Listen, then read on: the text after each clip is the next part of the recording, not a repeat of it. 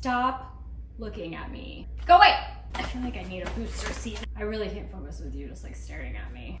Woo! Hi spooky friends, welcome back to Kelly Does Stuff. Do you guys want to carve some foam? Like just make a platform with like your hotwire tools and just carve up some foam? Or a blade, you guys know I love a blade.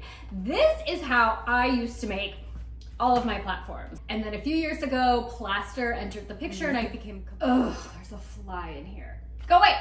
The audacity, he's on the tripod, on the phone. I really can't focus with you just like staring at me. I'm really gonna let a fly totally derail me. I'm just really annoyed that you're in here. Okay. So plaster entered the picture and I became completely obsessed with that. And then sculpt a mold and I became obsessed with that. And I'm not abandoning that, but I actually really miss just carving some foam to make a platform. I remember the first time I ever carved foam, made a platform. It was 1 a.m. in April, this was years ago, in my garage. The garage door was closed. Ventilation did not even enter my mind at the time, so that's not good. Make sure that you carve in very well ventilated areas. And I remember this so vividly because the job that I had at the time was destroying my soul. It was awful. I was sad, I was depressed, I was developing pretty bad anxiety, and I just so wanted the comforts of spooky season. I wanted skeletons and pumpkins and the fall smells and all that coziness. And at the time, I was not somebody who would allow myself to do that. I would not put up my Halloween display or even just a building to give me some joy because I'm like, no, the calendar says it's April, so we just have to sit in the misery of April. So I don't know exactly why I wandered down to the garage at 1 a.m. I do know that I was avoiding sleep. I'm typically like a late night person, but particularly at that time, I was like, I don't want to go to bed because the next thing that is going to happen is I'm going to wake up and have to go live that nightmare again. So I was probably staring longingly at my Halloween buildings, and at some point I was going through a bin of stuff that I had gotten from my dad. I've mentioned that many years ago he gifted me his Halloween and Christmas Village collections, and so my collection just like exploded overnight. And in one of those bins was a hotwire tool. And I had never seen that before. I'd never used it, of course. And I was like, oh, this could be fun. And it was. This was like pre-YouTube. It's possible YouTube was around at the time, but I don't think there were a lot of tutorials on using hotwire tools, but I plugged it in, it was hot, it melted the foam. I was like, oh, let's go. Let's make some stuff. And I would just spend all night until about 3 in the morning just carving stuff. I had no idea, no plan. Sometimes I think it's so fun when you're doing stuff like for the first time or the first few times because there's like no expectations. Everything's like a discovery. You're like, ooh, look at this. Ooh, if I do this, look at this. And then sometimes the more you do stuff, you're like, oh, it's gotta be this way. It has to, right? Like sometimes the beginning is the best. It's so fun to be a beginner. I did not pull out any of my buildings and measure and see if it would fit on the platform because remember, it was April and you can't have Halloween stuff out in April. How things have changed. So I really want to go back to doing that. I'm gonna do for myself what I didn't let Kelly do all those years ago, and I'm gonna do anything that I want. There are no rules. The only thing I don't want to do is cover the rock face detail in plaster. I want to have fun with the carving and then like let that be the thing that you see. By the way, if you cannot find XPS foam at Home Depot, go to the farthest, darkest corner of the store and then like climb on a shelf. Don't do that, be careful. But they hide this stuff. My Home Depot does not really have a lot of it. We have a lot of EPS foam because apparently the stuff is like insulation first and not crafting stuff, whatever. But it's always in my store, like in the way back. If I did not know this existed, I would never know it. Like you don't just stumble upon this stuff. Hold on, I have a really exciting announcement. For the first time ever, I've never seen in my Home Depot foam of this shape and size. This thick. This is great because I was kind of thinking my base platform like needed to be longer, but it's thick. I think I got all of it. It's not cheap. And in fact, the guy was like, oh, did you see this foam over here? And then pointed me to all this EPS foam. And I was like, saw it, bought it, have the t-shirt. I was gonna show you. This is the first platforms that I ever did, and this is EPS foam because I didn't even know the joy and the magic of XPS foam yet. This platform is like ages old. You know, it gets dinged up, but I paint over it. But this is what I didn't know what I was doing, and I just started carving. Just started carving stuff. I carved stairs. Like that just seemed very natural to me. Like, oh, I'm gonna carve these stairs up here, and then I didn't carve stairs for years and years and years, and then I tried to pick it back up again, and I was like, how do you do this? How did I know how to do it before, and why don't I know how to do it now? And I wish I had filmed myself back then, because I can't figure out how to carve these stairs. I eventually figured it out, but it was tough. And it was also interesting that it was like very intuitive the first time I ever did it. Let's just carve some stuff. Yay, yay, yay, yay, yay. Oh. Did I tell you I have an idea? 3 levels. I kind of think I know the houses, but not totally sure. I kind of have an idea involving a tree. But other than that, we're just gonna have fun.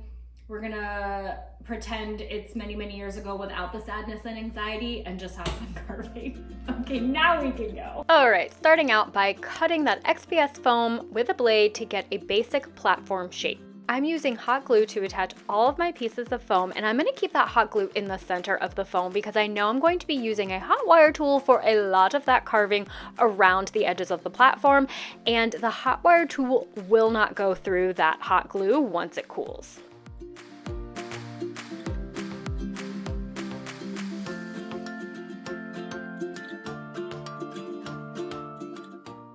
Here's my basic platform shape, and later on I realized that the left and the right sides are the same height, and I wanted them to all be different. So later I do add a couple pieces of foam to one of the sides, so I've got 3 different heights. I mentioned I had an idea for a tree, so I want that to be growing out of the platform, so I'm gonna mark off where it is going to go. This paper towel roll is going to be my tree, and this is just so that I don't carve in that spot, so when it comes time to glue that paper towel roll in place, I will have a flat surface. I'm using the Go Change hotwire tool, and if you're familiar with Hotwire Foam Factory tools, this would be similar to their sculpting tool. I have both of them. I prefer the Go Change one because you can adjust the temperature setting of your tool. And remember to let those tools do the work. If you are impatient like me, you are gonna wanna pull that blade through the foam, but just take a breath, chill, and it's very hard for some of us, and let the tool do the work.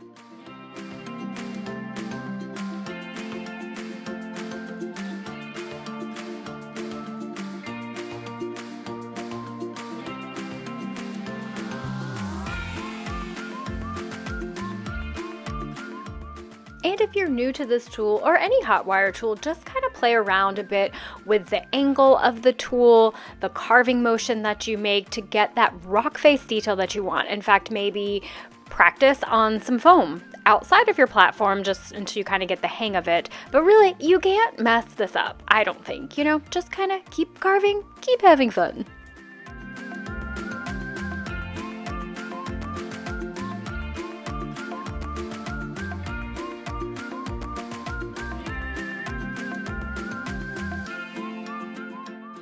Raise your hand if you are surprised I swapped the hot wire tool for a blade. Exactly, no one raised their hand. Listen, I fully intended to carve this with a hot wire tool, but I just cannot resist the blade. You can get in there and make some really rough, rugged cuts. Hot wire tools are phenomenal, but sometimes I feel like those cuts are a little too precise, a little too clean. And a blade can give you some texture. It can kind of give you a lot of unique cuts. You guys just know I can't resist it. So here we go. We're combining hot wire tools and blades. This is just like a box cutter. I get these blades at Home Depot or Lowe's. I really love the ones that have like a dial kind of guard on them because it really helps keep that blade in place. And if you do use a blade, you want to make sure you have a really sharp blade because sharp blades won't fight the foam. When the blade fights the foam, it can slip and then you get cut. And we don't have time for cuts.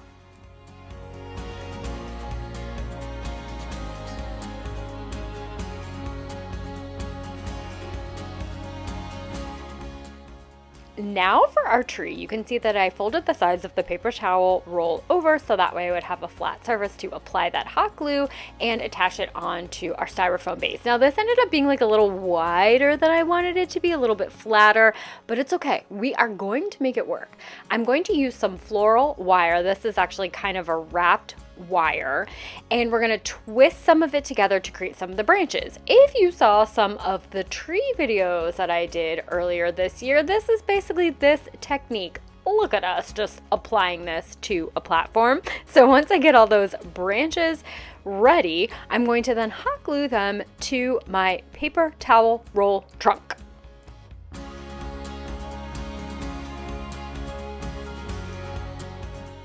Now I'm going to use some air dry clay to cover our trunk and branches and start creating some detail for our tree. This overall project has a lot of different steps involved. We have a lot of kind of mini projects like this tree within the overall project. So I won't go into a ton of detail on everything that I do because then this video will be 9 million hours long and you guys want to get to your own projects. I do have ideas for some separate tutorial videos on some of the stuff that I'm going to be making in this project. But if there's anything that you see here and say, hey, I would like a little bit more information, can you do a tutorial? Please just let me know in the comments and I would love to make a video on that.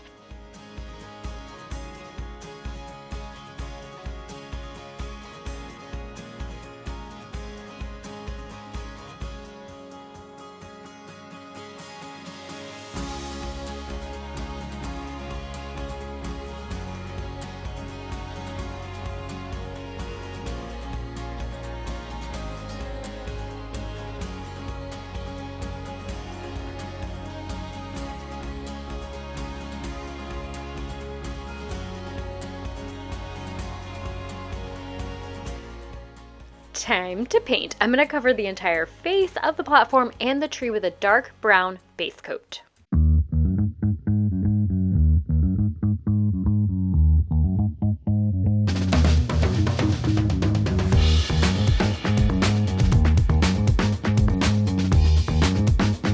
After I finished painting, I decided that the face of the platform was a little too flat and we needed to add a cave. So the paint is dry and I broke out my hot wire tool again. Now, I don't know if it is the best, safest idea to carve paint with a hot wire tool. I am wearing safety equipment and carving in a well-ventilated area. This is not an endorsement of what I am doing. Please make sure you do your own research on safely using hot wire tools.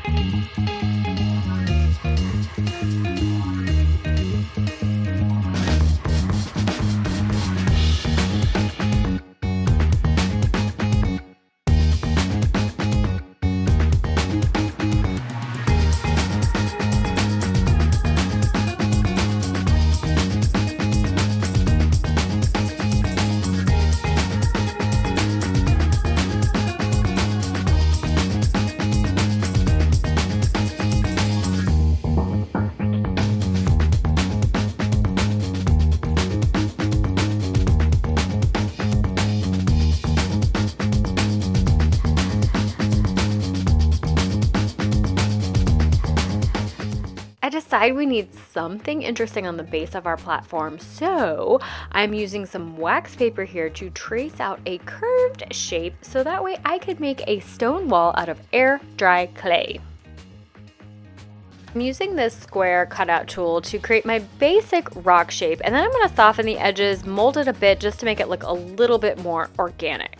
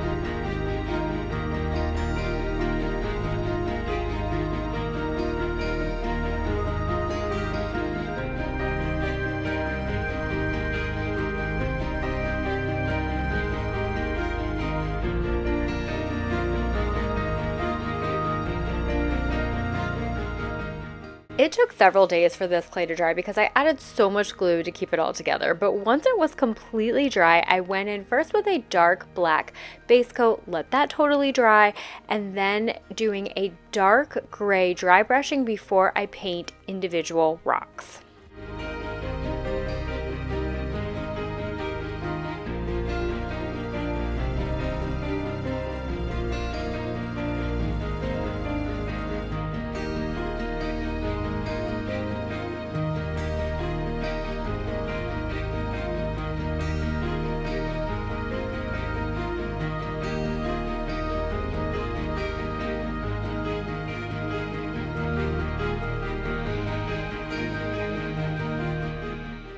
And of course, we have to add a bit of greenery to that rock because this is officially going to be a haunted garden display.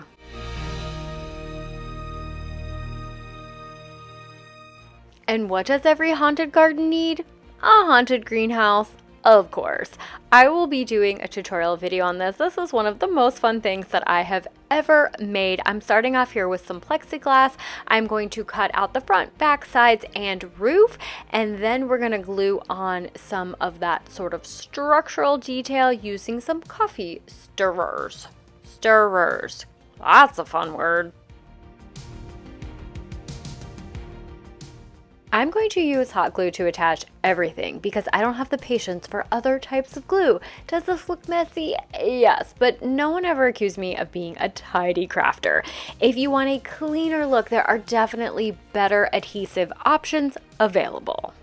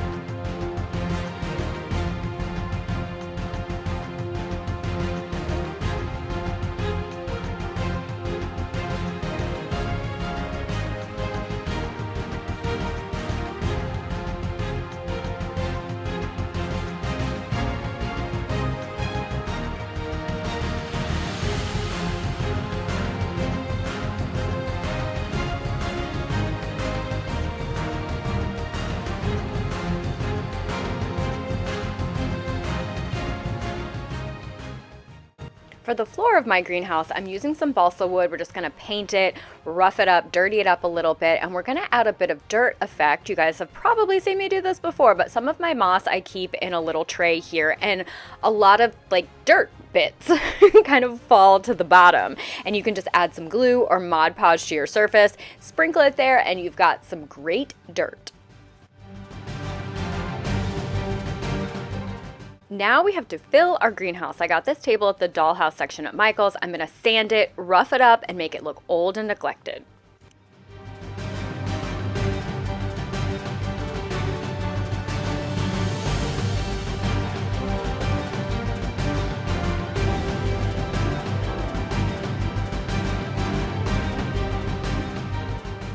I was really getting the feeling that this is a witch's greenhouse, so of course we need some potion bottles, maybe some herbs or some type of plants that she's going to use in a special elixir. So I had some tea that was expired and some moss, and I'm just putting them in the little glass jars that I got at Michael's.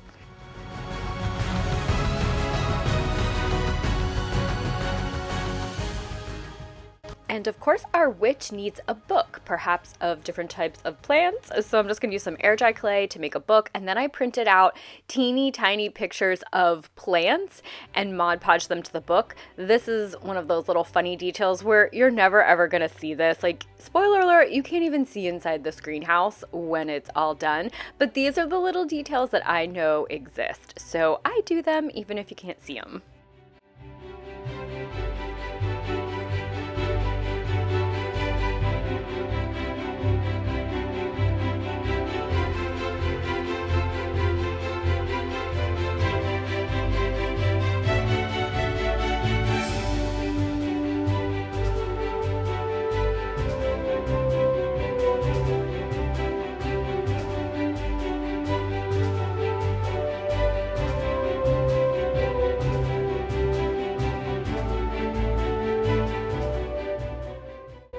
I decided I also needed a poorly made shelf to add to my greenhouse. The poorly made part was just a given. It wasn't really like an active decision because that's just how I make things. If I ever want to make things really nice and pristine, I'm gonna be in for some disappointment. So I'm pulling these little seed packets off this little gardening thingy that I got in the dollhouse section at Michael's. We're gonna dirty them up. That is the theme of this build. Mod Podge them to this architecturally sound and very well made shelf. And of course we got to add some other things to our shelf.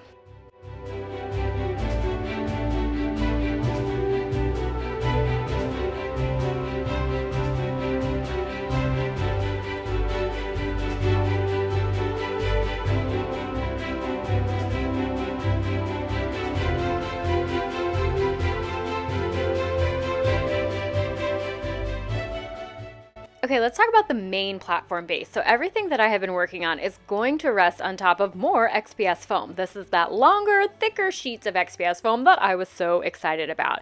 So in addition to the buildings that I'm going to have on those 3 levels, I want to have that front space for some accessories. We have that stone bench, we've got our greenhouse, and you can see that I made another little mini platform just to kind of break up the height in the front, and I have some additional platform elevations in the back on the platform that I had been working on. So now we're going to detail this bottom platform base.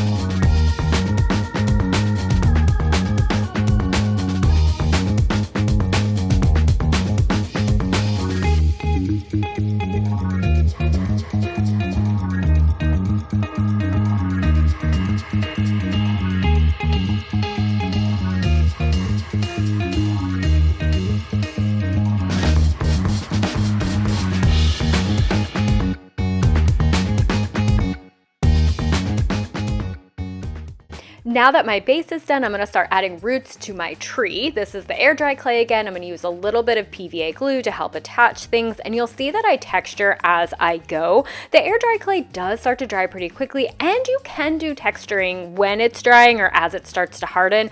I find it's easier though to texture when it's fully not dry. So I do a few roots, texture, do a few roots, and on and on.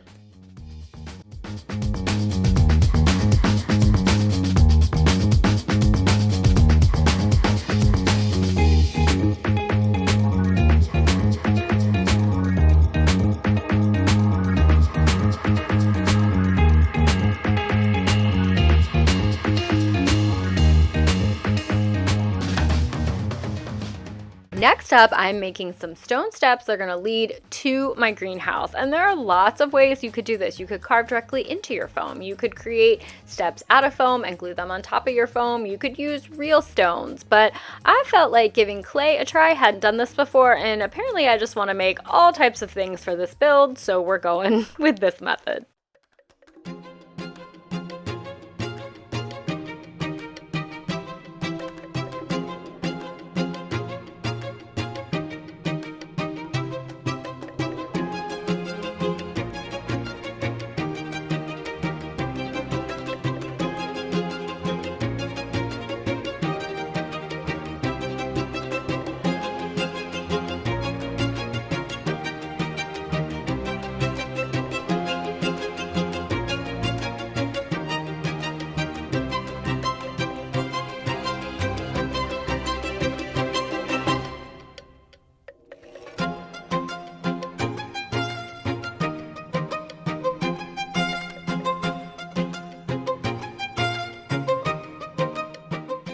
Of course, this path has to be a bit overgrown, so I'm going to use my static grass applicator so that way I can apply some grass that is going to stand up. It's going to be tall grass in between the stones and around them. Now, when I apply this, it's going to cover the stones completely because we got to get into all of those spaces, but once that glue dries, I'll just be able to wipe away the excess and I'll be left with just that standing grass.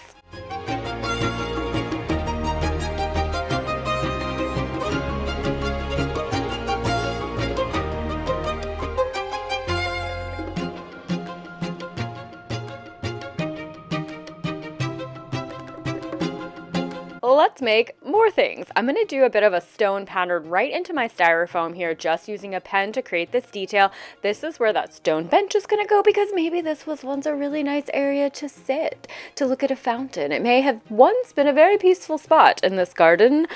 Sadly, those days are long gone. After I do this stone pattern, I'm going to use a rock just to texture my foam to give that stone some detail.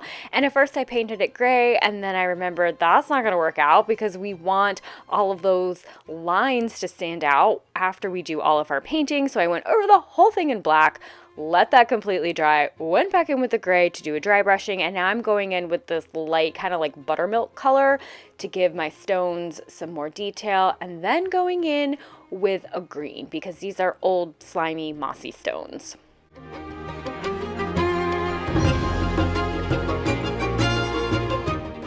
I'm definitely going to do a dark wash because we need to age these stones a bit and add some more depth to them. So that's just black acrylic paint and some water, and you blot away the excess. Okay, spooky friends, we're going to call part 1 done. The platform is pretty much done, so part 2 will be setting it up, adding all of those details to make it look like this haunted, overgrown garden, and of course our buildings and accessories. I should have that video very soon, and until next time, happy creating!